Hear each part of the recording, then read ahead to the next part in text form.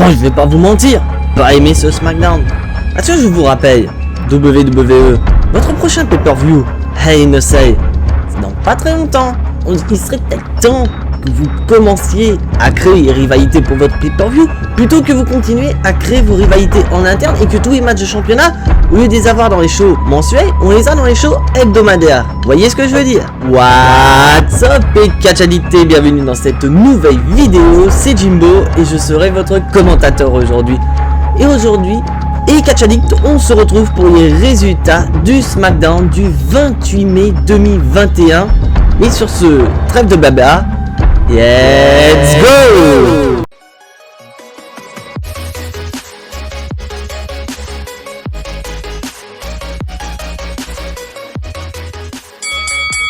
Et donc le show commence avec nos Usos. Parce que je vous rappelle que les Usos affronteront les Street Profits dans ce show. Et donc que font les Usos? Bah ils se chauffent carrément. Ils se motivent. Et là d'un coup, nous avons le champion universel, le chef tribal, la tête de la table, Roman Reigns. Et donc Roman Reigns demande qu'est-ce qui motive Jimmy Uso? Quel est son objectif à l'heure actuelle?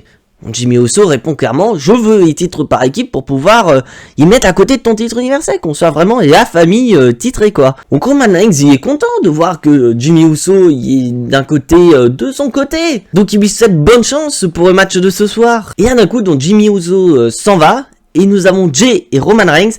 Et Roman Reigns rappelle quand même à Jey Uso qui a beau être avec son frère là, mais il y a avant tout du côté de Roman Reigns.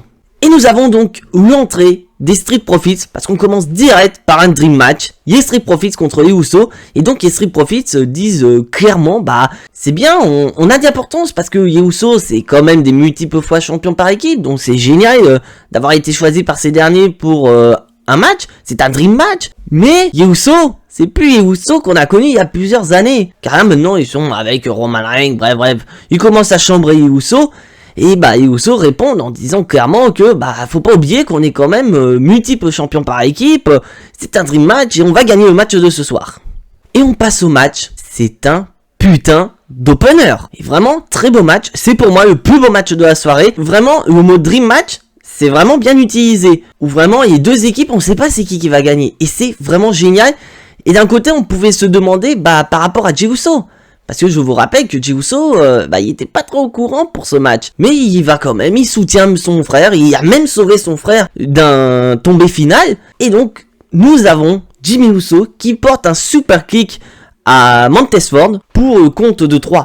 Donc, vainqueur de ce match, les Uso. Et, comme j'ai dit, très beau match.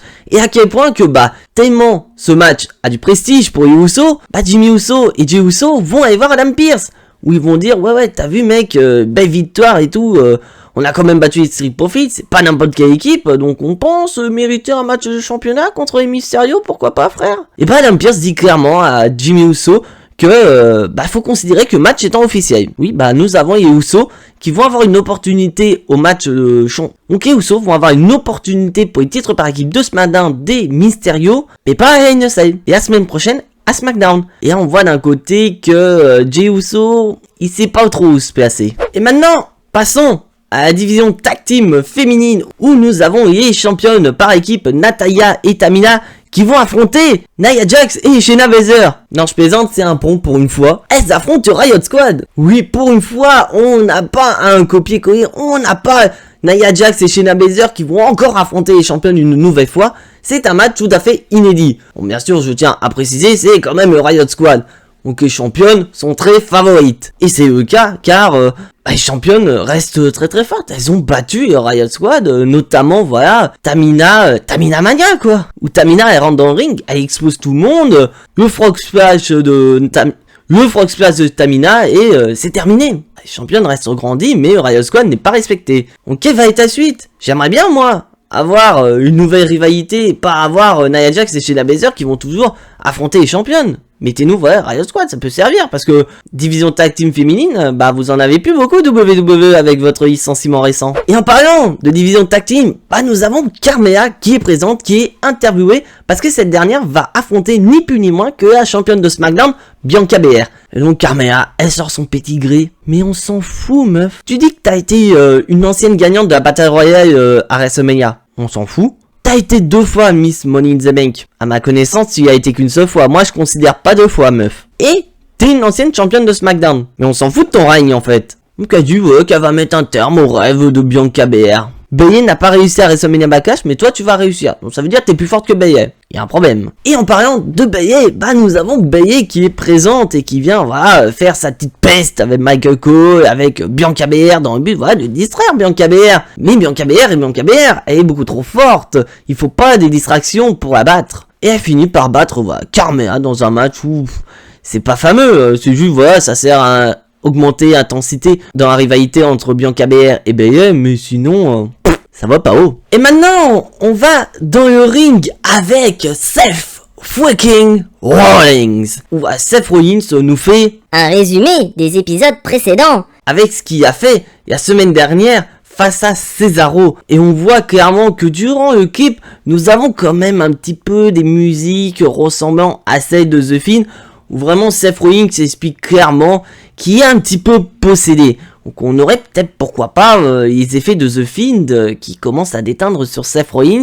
Et Seth Rollins est possédé et il ne sait pas quoi faire. Et donc Seth Rollins arrive, il dit clairement, je suis pas là pour parler Cesaro, ramène ton cul, qu'on en règle une bonne fois pour toutes. Mais, Cesaro n'est pas là, Cesaro est à l'hôpital, et Seth Rollins il est mort de rire. Il a reçu un message audio de la part de Cesaro, et il se fout clairement de la gueule de Cesaro. Et il dit clairement que tout ce qui est arrivé à Cesaro n'est pas la faute de Cesaro, c'est la faute de nous, c'est la faute des catch addicts. Il lui dit clairement, c'est votre faute, si vous avez pas donné tant de hype à Cesaro, je n'aurais pas attaqué Cesaro, Cesaro n'aurait pas été démoli de ma main. Donc clairement, il lui dit, ses mains à Rollins sont propres, par contre les nôtres, elles sont dégueulasses. Donc on voit clairement que Seth Rollins est un petit peu possédé par des démons, et que la rivalité contre Cesaro a un petit peu plus d'intensité. Donc est-ce qu'on va avoir cette rivalité, est-ce qu'on va avoir ce match entre Cesaro et Seth Rollins lors de Hell in a Cell? Ça, seul le temps nous donnera la réponse à cette question. Et on passe au match le plus court de la soirée, Kevin Owens contre le champion intercontinental Apollo Crews, accompagné par le commandant Aziz. Et pourquoi je dis court? Parce que le match n'a duré à peine 3 minutes. Où vraiment c'est Kevin Owens qui a dominé le match. Il porte carrément son stunner sur Apollo Crews. Il est prêt à battre le champion intercontinental. Mais nous avons le commandant Aziz qui intervient, donc qui casse le tombé. Et qui porte son pouce, nigérien maintenant, je vais l'appeler comme ça, sur Kevin Owens. Et donc Kevin Owens, il a un peu mal quand même, c'est normal, il s'est fait couper souffle. Mais il s'est fait aussi couper le match. À quel point que, un peu plus tard dans la soirée, nous avons Kevin Owens qui est à l'infirmerie, qui essaie de se rétablir de l'attaque du commandant Aziz. Et il dit clairement à Adam Pearce qu'il veut Apollo Crews pour un match de championnat pour le titre intercontinental. Et donc Adam Pearce valide cette idée. Nous allons avoir la semaine prochaine Kevin Owens contre Apollo Crews pour le titre de champion intercontinental. Et il y aura une stipulation qui sera rajoutée dans ce match, c'est que le commandant Aziz est banni du ring. C'est que le commandant Aziz est banni. C'est-à-dire que le commandant Aziz, s'il intervient, Apollo Crews perd le match et il perdra automatiquement la ceinture. Donc Kevin Owens est content. Donc nous avons déjà 2 matchs de championnat qui sont annoncés. Nous avons les titres par équipe qui sont remis en jeu. Et là le titre intercontinental.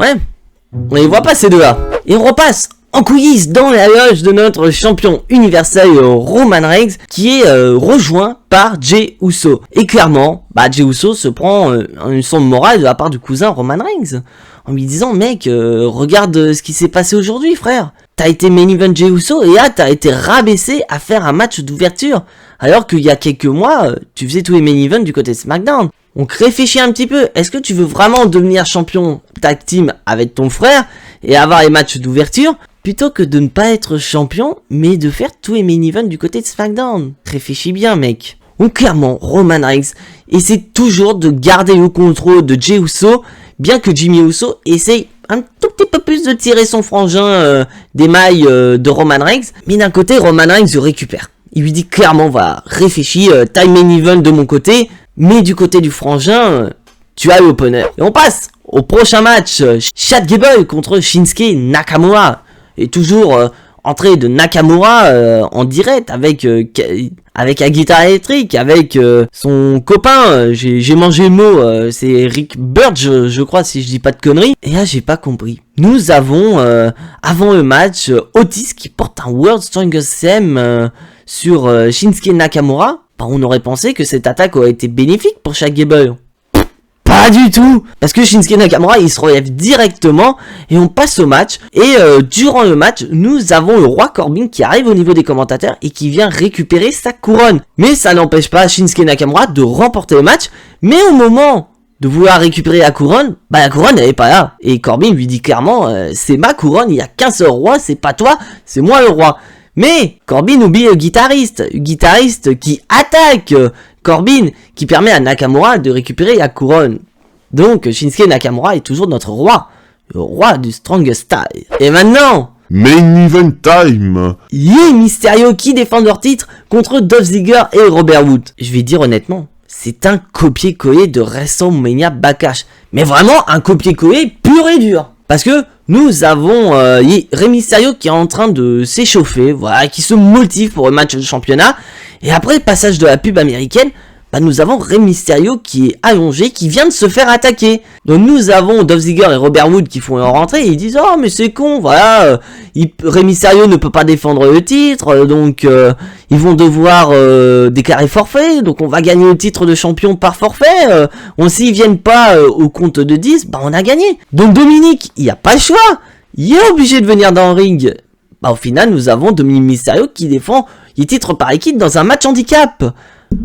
Et donc c'est pareil qu'à WrestleMania Backlash, c'est Dolph Ziggler et Robert Roode qui vont profiter de cette supériorité numérique pour venir à bout de Dominique Mysterio. Mais nous avons, comme à WrestleMania Backlash, Rey Mysterio qui arrive au dernier moment, voilà, il le dit lui-même, si il se blesse, le fils se blesse aussi, ils sont unis, donc il vient quand même pour son fils. Ça entraîne une distraction. Déjà Dolph Ziggler il se bat, il veut confronter Rey Mysterio et ça gêne aussi Robert Roode, ce qui permet à Dominique Mysterio de porter la plus grande prise de l'histoire de la WWE. La prise, si jamais vous êtes victime de cette dernière, vous perdez vos matchs à 100%. C'est la prise dans laquelle vous pouvez jamais vous dégager. Le roll-up. Et oui, ils nous ont fait ça, c'est con. Ils nous font finir un main event avec un simple roll-up. Pas de respect pour Robert Roode et pas de respect pour Dolph Ziggler. Mais n'empêche, les champions restent champions et le show se termine avec les Usos qui arrivent et qui confrontent les Mysterio. Parce que je vous rappelle que les Usos vont affronter les Mysterio la semaine prochaine à SmackDown. Et donc, très belle image avec d'un côté les Usos et les Mysterio. Que dire de plus? Et donc, bilan de ce SmackDown, bah, il est très moyen, clairement. Avec un bon opener, ça je dirais pas le contraire, très bon opener, mais le problème c'est que les rivalités n'avancent absolument pas. Ok, elles avancent, mais elles avancent en interne du côté de SmackDown. Il y a rien qui est annoncé pour Hell in a Cell du côté de SmackDown. On a 2 matchs de championnat qui sont annoncés, c'est bien, mais c'est des matchs de championnat qui sont annoncés à SmackDown. Au moins je vais vous dire direct, pour le titre de champion intercontinental, j'ai envie de voir Aleister Black, j'ai envie de voir Big E, parce que ces deux-là, on les a pas vus du show, ils étaient pas là, donc on sait même pas pourquoi Aleister Black a mis un backmass à Big E, on sait pas. On a des questions toujours sans réponse. On s'attendait à ça du côté de SmackDown. Pourquoi Aleister Black a attaqué Big E? Pour quelle raison? Est-ce que Aleister Black veut démolir Big E? Est-ce que Aleister Black veut se positionner en tant que prétendant au titre de champion intercontinental d'Apollo Crews? Bah c'est pas dans cet épisode qu'on va le savoir. Bon, j'aimerais bien avoir Aleister Black ou même Big E qui viennent intervenir la semaine prochaine. Je dirais surtout Aleister Black qui puisse montrer qu'il s'intéresse au titre de champion intercontinental. Et du côté tag team, bah j'ai pas envie de voir les Mysterio perdre le match parce que je suis content de voir les Mysterio champions. Mais le problème c'est que WWE, bah faut avancer dans la rivalité potentiel entre Jimmy Uso et Roman Reigns. Pourquoi pas donner les titres par équipe malheureusement aux Uso pour donner d'intensité dans cette rivalité en montrant à Jey Uso que sans Roman Reigns, bah Jey Uso peut devenir champion tag team et qu'au final, bah Jimmy Uso parvient petit à petit à conquérir Jey Uso et Roman Reigns bah veut à tout prix éliminer Jey Uso. Et donc Roman Reigns veut à tout prix éliminer Jimmy Uso parce que Jimmy Uso représente une menace à la famille, représente une menace pour le titre universel.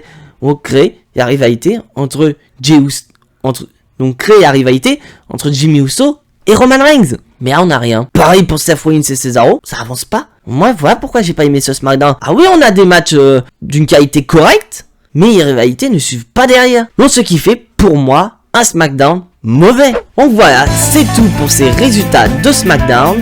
Si bien sûr tu n'es pas abonné à la chaîne, je t'invite à t'y abonner juste ici, à activer la petite cloche pour être notifié des prochaines vidéos et surtout lâcher un maximum de pouces bleus qui font plaisir à la chaîne. Et donc on se retrouve demain pour une nouvelle vidéo, mais en attendant, soyez tous très fiers d'être des catch addicts. Et n'oubliez pas que le catch c'est la vie, le catch c'est la meilleure chose qui soit, le catch vie. C'était Jimbo, en attendant je vous fais à tous des gros bisous et à la prochaine.